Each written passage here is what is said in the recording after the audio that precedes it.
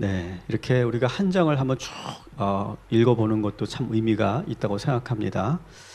우리가 언젠가는 좀 나중에 성경 통독을 이렇게 하겠습니다. 성경 통독을 그냥 우리가 작정하고 앉아가지고 66권을 한번 다 읽어보는 그런 캠프도 우리가 한번 좀 해보고 그 통독 캠프도 해보고 우리가 그러면서 이 말씀을 직접 읽는 것이 중요합니다. 제가 계속 강조하지만 설교만 들으면 물론 그것이 하나님의 말씀이지만 설교자를 통한 말씀이기 때문에 하나님의 직접적인 말씀을 우리가 직접 읽고 묵상하고 여러분이 스스로 그걸 경험해야 됩니다.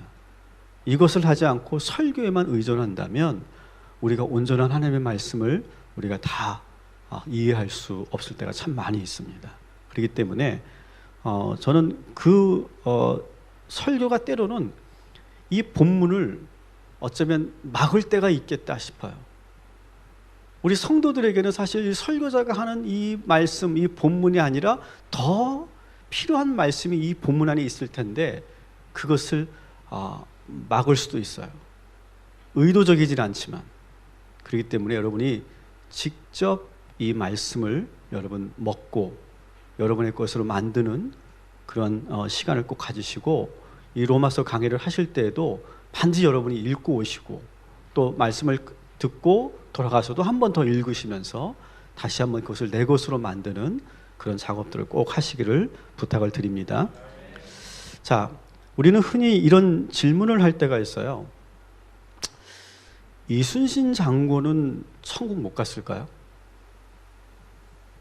세종대왕은 어떻게 생각하세요, 여러분? 이순신 장군이나 세종대왕은 천국을 갔을까요? 못 갔을까요? 네? 못 갔을 것 같으세요? 이 질문에는 두 가지가 내포되어 있는 질문입니다. 첫 번째 의미는 뭐냐면 그분들처럼 착하게 산 사람들은 더구나 이 조선시대는 아직 복음이 들어오지 않았고 예수님도 모르는 그렇지만 착하게 살았잖아요. 의롭게 살았잖아요. 그러면 예수님을 만나지 못한 우리 조선시대, 고려시대, 고구려시대, 삼국시대 다 그러면 천국 못 가는 걸까? 그래도 거기선 그래도 좀 착하게 산 사람들, 의롭게 산 사람들은 좀 뭔가 있어야 되지 않겠냐? 라고 하는 그런 의미가 내포되어 있는 그런 질문이죠. 어떻게 생각하세요? 그래도 못 갔어요? 그래도? 너무 보수적이시다. 그래도 못 갔다. 저는 오늘 이 본문이 오늘 이 기독교의 구원론에 관련된 아주 중요한 내용을 담고 있고 이 질문에 답을 할 수 있는 그런 본문이라고 생각을 합니다. 자, 아까 이순신 장군이나 세종대왕에 대해서 물어볼 때, 질문할 때, 아니 그렇게 좀 의롭게 산 사람들, 착하게 산 사람들은 천국에 갈 만도 하지 않습니까? 이렇게 우리가 묻는다고 그랬죠. 그죠? 자, 그러면 여러분에게 다시 물어볼게요. 여러분, 하늘나라는 착하게 산 사람들이 가는 나라일까요? 믿음으로. 네. 착하게 산 사람들은 못 가요? 그러면 어떻게 이거 복잡해지는데 착하게 산 사람도 있잖아요.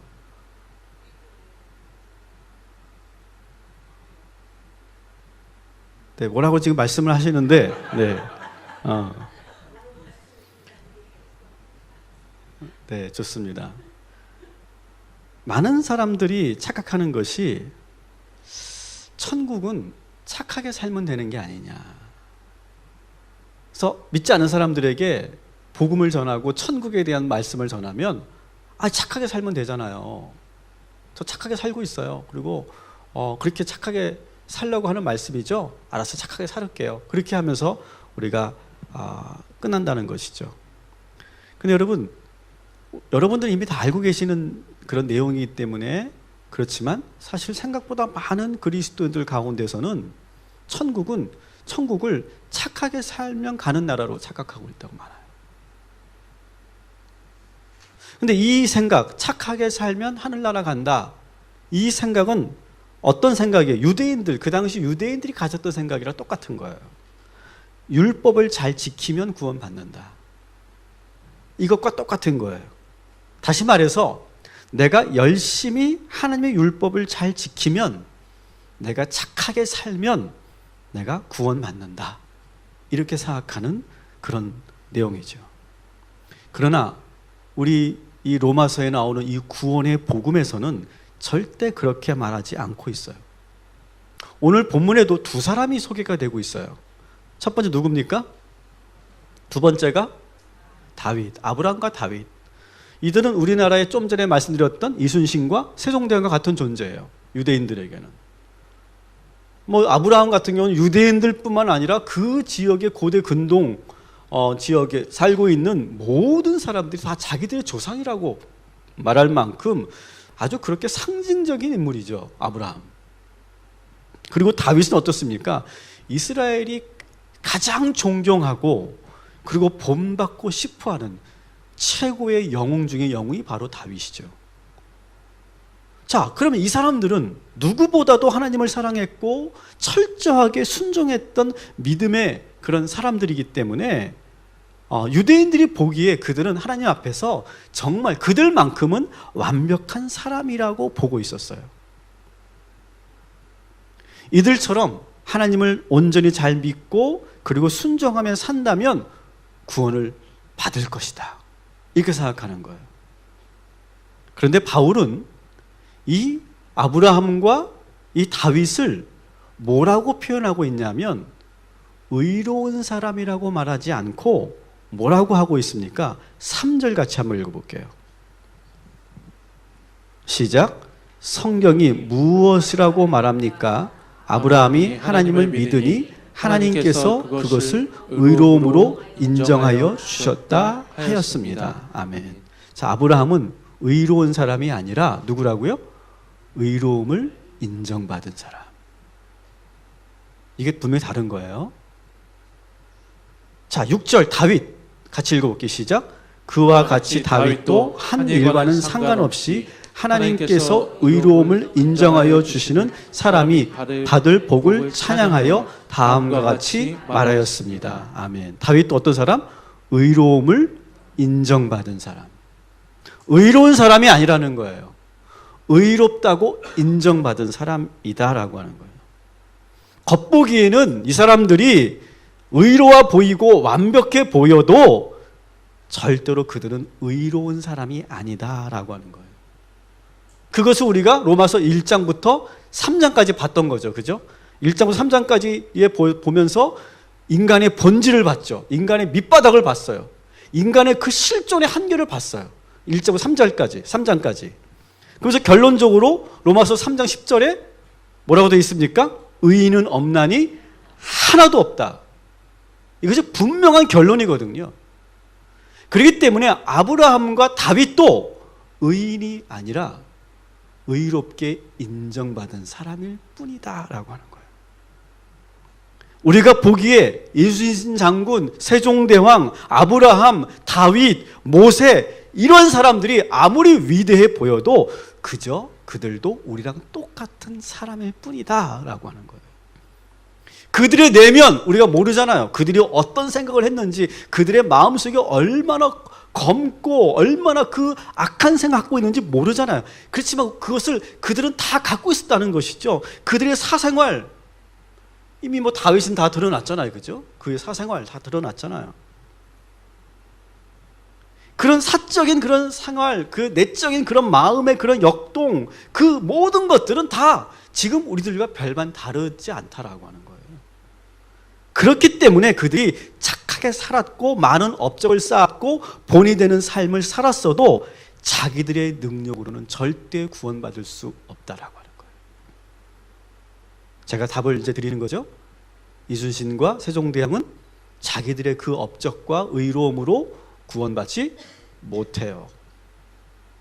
그러니까 우리들의 생각 속에서 완전히 빼셔야 돼요. 여러분들은 이미 여러분들 다 빼어 있겠지만 착하게 해서 하늘나라 가는 게 아니에요. 이것을 여러분 분명히 기억하시기 바랍니다. 2절을 같이 읽어볼게요. 시작. 아브라함이 행함으로 의롭게 되었더라면 그에게는 자랑할 것이 있었을 것입니다. 그러나 하나님 앞에서는 자랑할 것이 없습니다. 그 어떤 인간도 하나님 앞에서 그 어떤 업적을 가졌어도 하나님 앞에서는 자랑할 것이 없어요. 내가 자랑하면서 하늘나라 가는 게 아니에요. 당연하게 생각하는 게 아니에요. 모든 구원은 오직 하나님의 은총으로만 이루어지는 줄 믿습니다.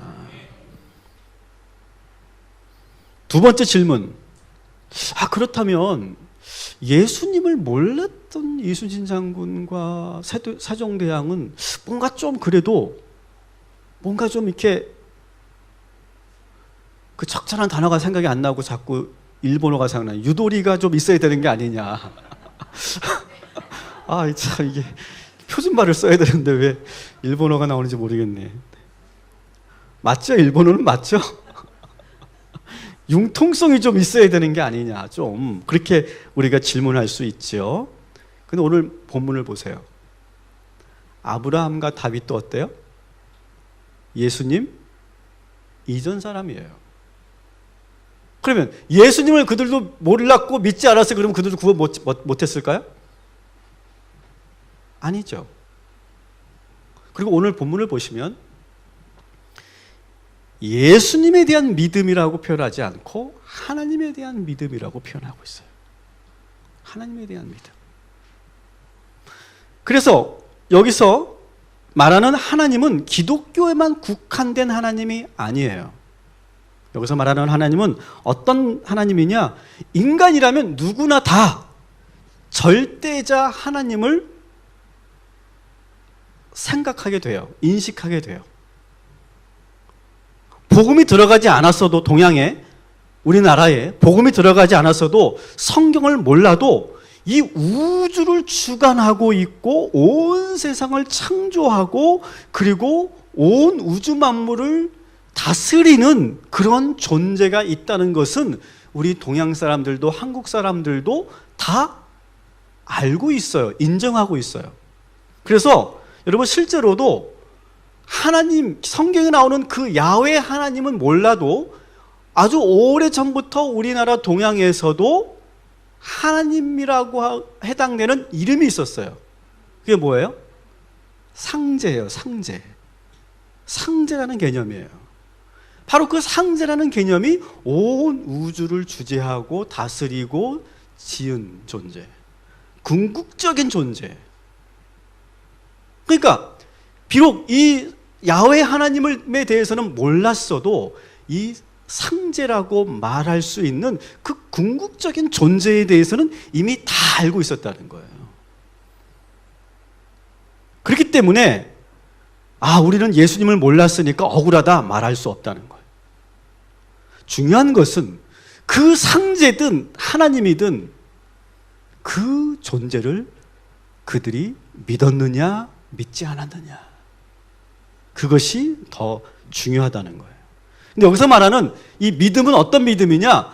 그런 존재가 있어. 그런 하나님이 있어. 이 우주를 창조하시고 이 우주를 다스리시는 그런 상제, 그런 하나님이 있어 라고 하는 존재를 믿는 것이 아니라 우리 기독교에서 말하는 믿음이라는 것은 뭐냐? 제가 4가지로 정리해서 말씀을 드릴게요. 믿음의 사람이라고 하는 건 뭐냐? 첫 번째는 하나님과의 관계를 확실히 믿는 사람이에요. 하나님과의 관계를 믿는 사람이에요. 여러분 믿으시면 아멘 하시기 바랍니다. 어떤 관계? 하나님이 나를 사랑하신다는 사실을 믿는 사람이에요. 하나님이 나를 사랑한다고 믿는 거예요. 하나님이 나를 용서해 주셨다는 것을 믿는 거예요. 하나님이 나를 구원해 주셨다는 것을 믿는 거예요. 이 믿음이 기독교의 믿음이에요.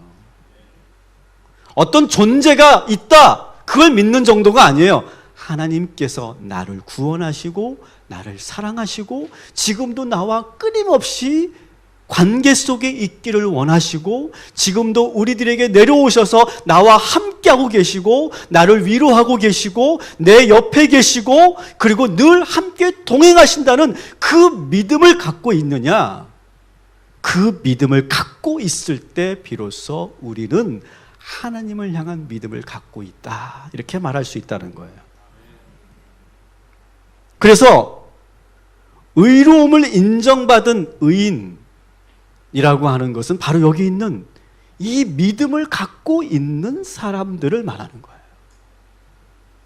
여러분 여기에 나와 있는 이 네 개의 이 믿음을 여러분 확고하게 오늘 믿고 고백하시고 그리고 잊지 않기를 주님의 이름으로 축원합니다.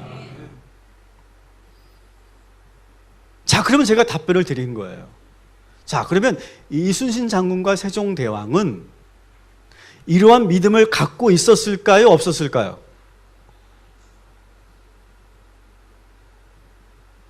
일단은 모르겠어요. 그분들이 정말로 정말 내가 구원받아야 되겠다. 하나님 저를 구원해 주십시오. 제가 죽어서 정말 주님의 나라에 가게 해 주십시오. 라고 그들이 부르짖고 기도했고 그리고 그걸 믿었다면 저는 갈 수 있다고 생각해요. 그런데 어쩌면 이분들은 거기에 관심이 없었을 가능성이 더 많아요. 그렇죠? 우리가 분명하게 말할 수는 없지만 근데 만일 이러한 믿음을 갖고 있었다면 분명히 그들은 하나님께서 구원하여 주실 줄 믿습니다. 자, 그 부분을 제가 할례라고 하는 부분에 좀 더 보충해서 말씀드릴게요. 이제 그 이후에 이제 할례에 대한 그런 말씀이 나옵니다. 여기서 구원에 대해서 좀 더 구체화시키는데 할례를 받았느냐 안 받았느냐, 교회를 얼마나 다녔느냐, 세례를 받았느냐, 그가 유대인이냐 이방인이냐, 이 모든 것은 하나님에게는 의미 없다는 거예요, 여러분. 이순신 장군의 세종대왕이 조선시대에 있었느냐 없었느냐, 뭐 예수님을 알았느냐 몰랐느냐, 그건 중요하지 않다는 거예요. 9절 한번 읽어볼게요. 시작. 그러면 이러한 복은 할례를 받은 사람에게만 내리는 것입니까? 그렇지 않으면 할례를 받지 않은 사람에게도 내리는 것입니까? 우리는 앞에서 하나님께서 아브라함의 믿음을 의로움으로 인정하여 주셨다고 하였습니다. 아멘. 할례를 받지 않은 이방인들도 아까 보여드렸던 그 믿음을 가지고 하나님께 기도하고 하나님의 은총을 구했다면 할례를 받지 않았어도 구원받는 거예요. 하나님이 이 세상 누군가를 의롭다고 인정해 주시면 모두가 구원받는 거예요. 유대인이라고 율법을 지키고 있다고 할례를 받았다고 구원받는 게 아니에요. 그러면 우리는 언제 의롭다고 인정해 주신다고요? 다시 말씀드립니다. 우리 몇 절이죠?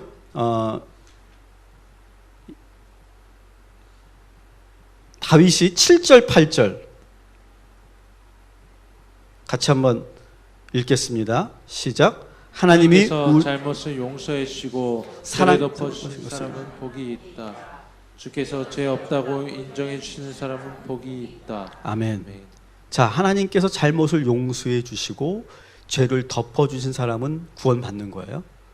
주께서 죄 없다고 인정해 주시면 복을 받는 거예요. 구원을 받는 거예요. 하나님이 나를 사랑하시고 나를 구원하신다 라고 하는 것을 믿는 사람은 의롭다고 인정을 받는 사람. 그러면 그 사람이 할례를 받지 않은 이방인이어도 그들은 다 구원받는다라고 하는 거예요. 유대인들의 논리는 어떤 거였냐면, 자 봐라, 자꾸 사도 바울 네가 할례에 대해서 자꾸 그렇게 무할례에 대해서 자꾸 얘기하는데, 자 우리의 믿음의 조상 아브라함도 할례를 받았다. 이 할례라고 하는 것은 선택받은 백성들의 징표다. 하나님께서 택하셨다라고 하는 그런 징표다. 이 징표가 있어야만 반드시 구원받는 거다. 이렇게 지금 유대인들이 강조를 하고 주장하는 거예요. 여기에 대해서 이 사도 바울은 아주 기가 막힌 할례에 대한 역사를 이야기하고 있어요. 이걸 소위 이제 계보학이라고 하는데, 이 계보학을 제가 미셸 푸코의 이론에 따라서 제가 설명을 하려고 하다가 포기했어요. 그럼 말씀이 진짜 어려워지고 뭐 골치 아파서 저희 아내가 로마서가 너무 어렵다고 그래가지고 제가 다 뺐어요. 어쨌든 할례의 계보학이란 뭐냐면 역사를 살펴보면 이 할례가 본질이 아니라는 거예요. 할례 이전에 이미 믿음이 있었다는 거예요. 그걸 말씀드리는 거예요. 10절부터 12절 같이 다시 한번 읽어볼게요. 시작. 그러면 어떻게 아브라함이 그러한 인정을 받았습니까? 그가 할례를 받은 후에 그렇게 되었습니까? 그렇지 않으면 할례를 받기 전에 그렇게 되었습니까?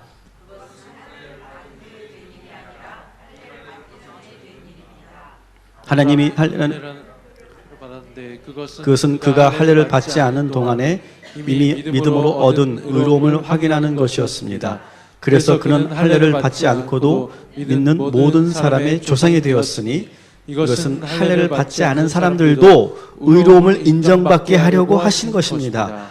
그는 또한 할례를 받은 사람의 조상이 되기도 하였습니다. 다시 말하면 할례를 받는 것이 아니라 우리 조상 아브라함이 할례를 받기 전에 가졌던 믿음의 발자취를 따라가기까지 한 사람들의 조상이 되었습니다. 아멘. 이 계보학이라는 것이 이런 거예요. 계보학이라는 것이 잠깐만 소개할게요. 계보학이라는 여러분 관점을 좀 아시면 아마 여러분이 인문학적 사고를 하는데 큰 도움이 될 것 같아요. 제가 말씀드릴게요. 우리가 지금 현대를 살면서 이것은 분명한 거다, 확실한 거다, 이것은 고정불변이다라고 말하는 것들이 있어요.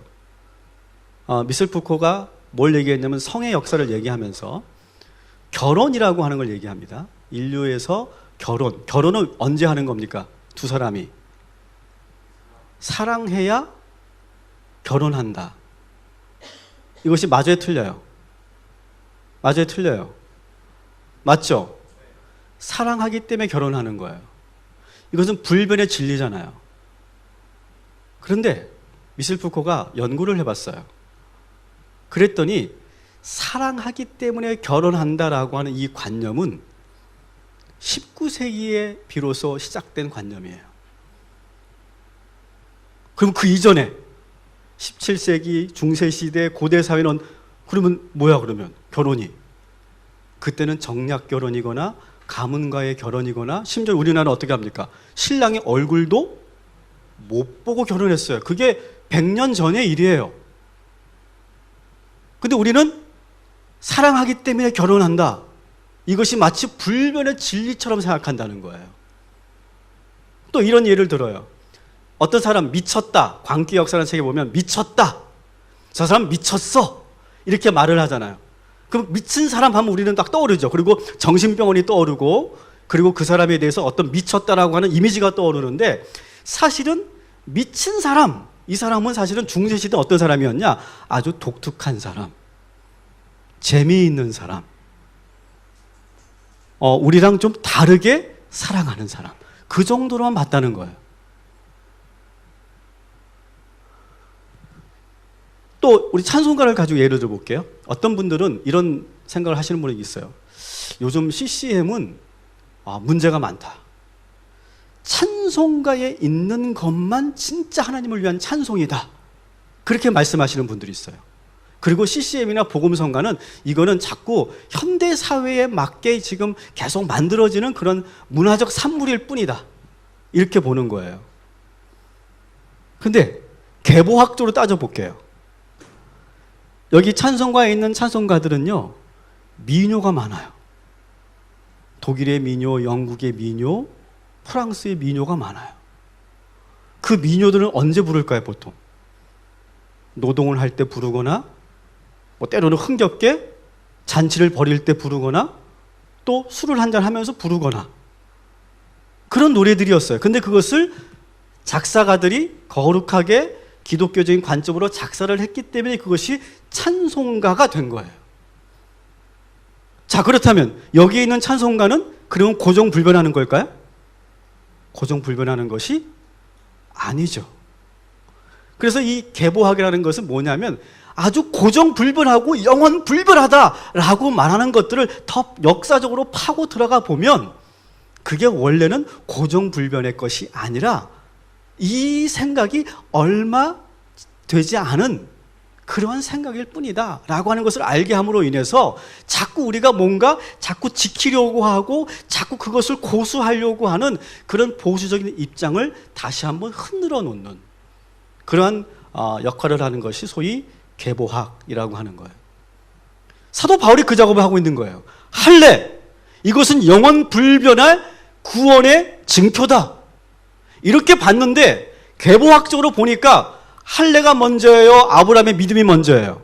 아브라함의 믿음이 먼저예요. 하나님은 할례를 받았기 때문에 아브라함을 구원한 게 아니에요. 이미 믿음이 있었기 때문에 그를 택한 거고 구원한 거고, 그리고 하나님께서 이제 그러한 그 믿음의 모든 구원의 과정 속에서 하나의 그러한 이벤트로, 하나의 사건으로 그렇게 할례를 거행한 거예요. 본질적이지 않다라고 하는 것을 지금 사도 바울이 계보학적으로 지금 말하고 있는 거예요. 계보학에 대한 이해를 잘 하셨죠? 도움이 될지는 모르겠지만 여러분들에게 어쨌든 여러분의 어떤 상황을 이렇게 여러분이 해석할 때 아주 유용하게 쓸 수 있는, 그래서 어떤 사람들이 이거는 핵심이야, 이건 본질이야, 이건 절대 흔들리면 안 돼 라고 고집할 때 여러분들이 그 계보학적으로 판단해 본다면 그것이 얼마나 아집이고 그것이 얼마나 고집인지를 알 수 있게 도와주는 통찰 중에 하나가 바로 그런 계보학적인 그런 관점입니다. 제가 이 말씀을 여러분 드리는 이유는 뭘까요? 여러분, 저는 우리 교회가 어떤 그런 종교적인 예식이나 어떤 교리에 너무 민감한 교회가 되지 않았으면 좋겠어요. 막 교리를 따지고 막 법을 따지는 그런 교회가 아니라 우리 교회는 이런 교회였으면 좋겠어요. 그들이 불신자든 기존 성도들이든 간에 가장 먼저 해야 될 것은 예수님을 영접하는 거예요. 그리고 두 번째는 뭐냐면, 어쩌면 이게 두 번째가 첫 번째일 수도 있지만 하나님이 우리를 사랑한다는 걸 믿게 하는 거예요. 이거면 되는 거예요. 그 사람이 교회를 몇 년 다녔느냐, 직분이 뭐냐, 성경을 몇 번 읽었느냐, 1년에 몇 번 주일 성수를 했느냐, 그걸 따지는 게 아니라 정말 당신이 하나님의 사랑을 믿습니까? 하나님이 당신의 죄를 용서하였음을 정말 믿습니까? 하나님이 당신을 구원하셨음을 믿습니까? 이것을 확고하게 믿도록 도와주는 교회. 교리보다 그런 믿음을 세워주는 교회. 저는 그런 교회가 바로 우리 교회가 될 줄 믿습니다. 그래서 하나님을 향한 그 사랑, 하나님이 나를 사랑한다고 하는 그 믿음, 그것을 절대로 버리지 못하도록 만들어요.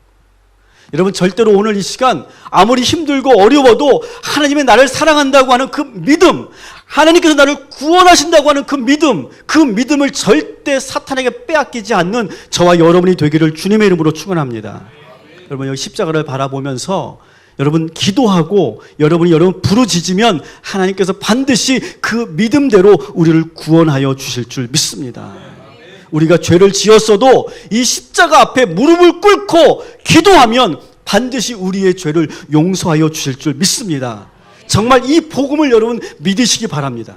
하나님에 대한 확고한 사랑만 있으면, 그것만 우리가 믿을 수 있다면 이것 그 이상은 없어요. 그 믿음만 확실하게 있으면 기도도 알아서 할 거고, 봉사도 알아서 할 거고, 11조도 알아서 하는 거고, 선교도 알아서 하는 거예요. 이 믿음이 없으니까 자꾸 내가 수동적으로 되는 거고, 눈치 보며 하는 거고, 마지못해 하는 거예요. 여러분, 이 믿음, 예수를 영접하고 하나님이 나를 사랑하시고 나를 구원하신다는 그 믿음을 여러분이 확고하게 가져서 하나님으로부터 의롭다고 인정받는 저와 여러분이 되기를 주님의 이름으로 축원합니다. 그러면서 13절부터 25절까지의 말씀은 구체적으로, 그러면 아브라함의 믿음이 과연 어떤 믿음이었는가를 좀 더 구체적으로 소개하고 있어요. 세 차원에서 소개하고 있는데요. 17절을 한번 같이 읽어볼게요. 시작. 이것은 성경에 기록된 대로 내가 너를 많은 민족의 조상으로 세웠다 함과 같습니다. 이 약속은 그가 믿는 하나님, 다시 말하면 죽은 사람들을 살리시며 없는 것을 있는 것 같이 불러내시는 하나님 앞에서 보장된 것입니다. 아멘. 여러분, 하나님은요, 우리들을 향해서 아주 위대한 계획을 갖고 계심을 믿으시기 바랍니다. 여러분, 믿으십니까, 정말? 우리 수호만 하나님께서 위대한 계획을 갖고 계신 것이 아니라 내 나이가 60이 되어도 70이 되어도 하나님께서는 여전히 우리에게 위대한 계획을 갖고 계신 줄 믿으시기 바랍니다. 아브라함의 믿음의 첫 번째 바로 이거예요. 아브라함에게 하나님 어떤 계획을 갖고 있습니까? 내가 너를 많은 민족의 조상으로 세우겠다. 그래서 믿음의 조상이 된 거예요. 이것은 내가 믿음의 조상이 돼야지 하고 한 게 아니에요.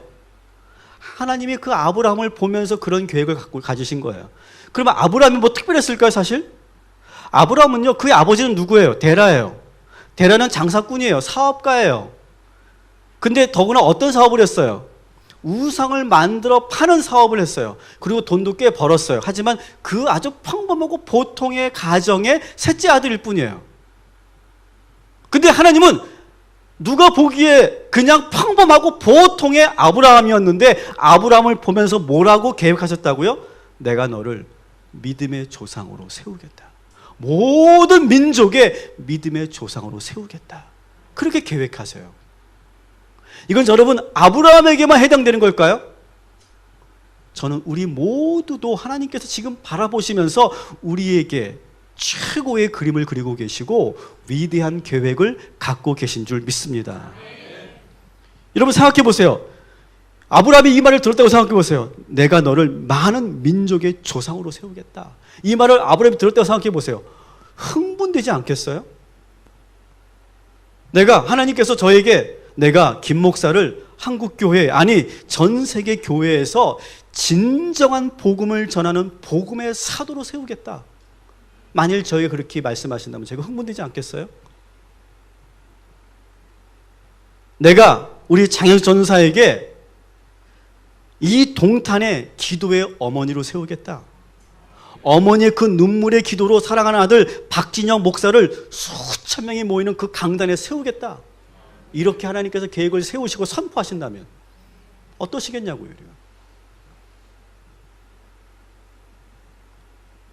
오늘 그래서 저는 오늘 오신 분들 제가 다 앞으로 한 분씩 나오라고 해서 하나님의 위대한 계획을 선포하겠습니다. 그대로 될 줄 믿습니다. 어쩌면 제가 말하는 그 표현과 그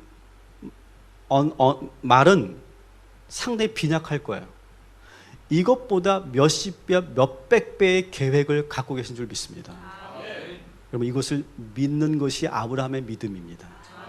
하나님은 여러분과 우리 자녀들에게 지금도 위대한 계획을 갖고 계시고 그렇게 우리를 인도하여 주시는 줄 믿으시기 바랍니다. 아브라함의 두 번째 믿음은 뭐냐? 18절 말씀. 18절부터 20절 같이 읽어볼게요. 시작. 아브라함은 희망이 사라진 때에도 바라면서 믿었으므로 너의 자손이 이와 같이 많아질 것이다 하신 말씀대로 많은 민족의 조상이 되었습니다. 그는 나이가 100세가 되어서 자기 몸이 이미 죽은 것이나 다름없고 사라의 태가 또한 죽은 것이나 다름없는 줄 알면서도 그는 믿음이 약해지지 않았습니다. 그는 끝내 하나님의 약속을 믿고 의심하지 않았을 뿐 아니라 더 굳세게 믿으며 하나님께 영광을 돌렸습니다. 아멘. 자, 아브라함의 두 번째 믿음은 뭐냐? 희망이 완전히 사라졌을 때에도 끝까지 바라면서 믿었던 믿음이에요. 여러분 우리가 살면서 이런 경험을 우리가 다 합니다. 누구만 하는 게 아니에요. 재수 없어서 하는 게 아니에요. 누구나 다 합니다. 희망을 완전히 잃어버린 경험을 합니다. 우리 인생에서 몇 번이 있을지 그 차이는 있겠지만 누구나 다 하는 경험이에요. 희망이 사라지고 완전히 절망 상태로 우리가 맞을 때가 있어요. 여러분 이때 이 말씀을 붙잡으세요. 이때 믿음을 갖는 것이 결국 뭐냐? 하나님께서 우리를 의롭다고 인정하시는 순간이에요. 야, 이거 봐라. 야, 저렇게 지금 불가능한 상황이고 절망적인 상황인데도 믿음을 갖고 있구나. 그걸 보시는 거예요, 하나님. 아브라함은 첫 번째 위대한 계획을 갖고 계신다는 걸 믿었어요. 근데 사실은 그게 어땠어요? 이루어지지 않았어요. 100세가 될 때까지 아무 소식도 없었어요. 이미 아내는 90이 돼버렸어요. 의학적으로는, 생물학적으로는 도무지 아이를 가질 수 없는 상황이에요. 그래서 아브라함이 그 중간에 하갈을 통해서 편법을 쓰기도 했어요. 그러니까 믿음이 끝까지 갔던 건 아니야. 믿음이 없어졌을 때도 있었어요, 아브라함이. 완벽하지 않아요, 그 믿음이. 그런데도 전체적으로 본다면 아브라함은 그렇게 절망 속에서 희망이 완전히 사라진 그 상황에서 믿음을 포기하지 않았어요. 19절에 그 아브라함이 그 절망의 상황에서 어떻게 믿었는지가 나와요. 따라합시다. 믿음이 약하여지지 않았습니다.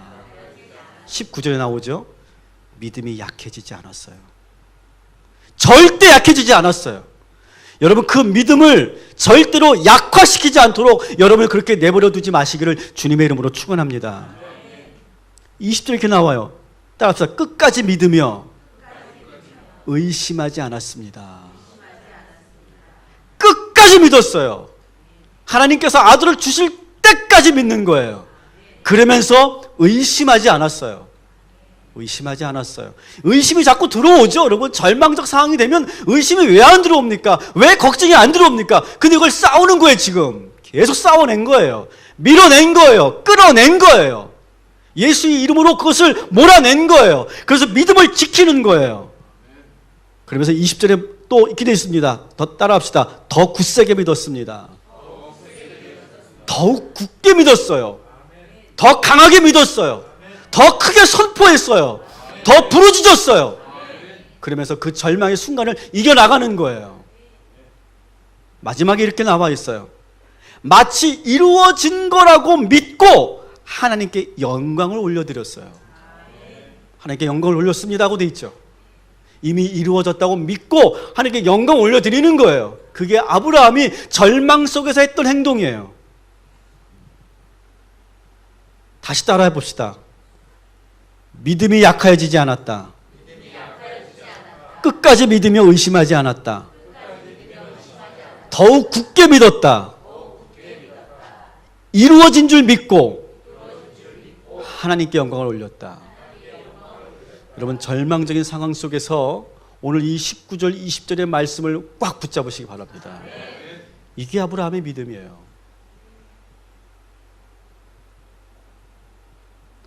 세 번째 아브라함의 믿음은 따라합시다. 하나님의 성품을 믿었습니다. 하나님의 성품을 믿었습니다. 하나님은 어떤 분이시냐? 한 번 말씀하시고 한 번 약속하시면 반드시 이루고야 마는 분이세요. 이거는요, 하나님의 성품이에요. 그래서 이렇게 하나님이 툭 말씀하셨어요. 말씀하셨으면 우리 하나님은 어떤 분이시냐? 잠을 못 주무시는 분이에요. 아예 그렇게 생각하세요. 잠을 못 주무세요. 저건 내가 이루어야 되는데, 내가 저 약속을 꼭 지켜줘야 되는데, 내가 말한 대로 해줘야 되는데. 그게 우리 하나님의 성품이에요. 그렇기 때문에 아브라함은 그 하나님의 성품을 믿었던 거예요. 그래서 21절을 한번 같이 읽어볼게요. 시작. 그는 하나님께서 스스로 약속하신 바를 능히 이루실 것이라고 확신하였습니다. 아멘. 하나님의 성품을 믿는 거예요. 하나님은 약속하시면 반드시 지키시는 분이야. 여러분, 이 약속의 믿음을 우리 모두가 갖게 되길 소망합니다. 우리는 하나님을 너무 몰라요. 하나님은 바로 이런 분이세요. 제가 꿈의 교회에서 사역을 하면서 저절로 하나님의 성품을 제가 배우게 됐어요. 그것은 무엇 때문이다, 어떤 사건 때문이다라고 하는 것은 제가 딱 정확하게 말할 수 없지만 어느 순간 제 마음속에, 꿈의 교회 사역을 하면서 제 마음속에 이 말씀이 확 들어왔어요. 그러면서 저는 그 말씀을 확 붙잡았어요. 바로 이 예레미야 33장 2절의 말씀이에요. 같이 한번 읽어볼게요. 시작. 이를 행하시는 여호와, 그것을 만들며 성취하시는 여호와. 아멘. 저는 그래서 꿈의 교회 사역하면서 이걸 항상 제 컴퓨터 앞에 붙여놨어요. 이를 행하시는 여호와, 그것을 만들고 성취하시는 여호와. 생각만 하는 분이 아니에요. 말만 하시는 분이 아니에요. 약속만 하고 그냥 내버려 두는 하나님이 아니에요. 하나님은요, 어떤 분이시냐? 일하시는 분이에요. 행동하시는 분이에요. 그리고 실제적으로 만드시는 분이에요. 저는 이걸 꿈의 교회에서 배웠어요. 실제적으로 만드는 사역을 했어요. 실제적으로 열매를 맺는 사역을 저는 경험했어요. 그냥 말만 번들어하게 하는 것이 아니고 생각만 쫙 하는 것이 아니에요. 그것을 행동으로, 그것을 열매로 만들어내시는 하나님, 그리고 결국 그것을 성취하시는 하나님. 여러분, 이 하나님의 성품을 믿으시고 이 성품이 바로 우리의 성품으로 여러분 덧입혀지기를 주님의 이름으로 축원합니다.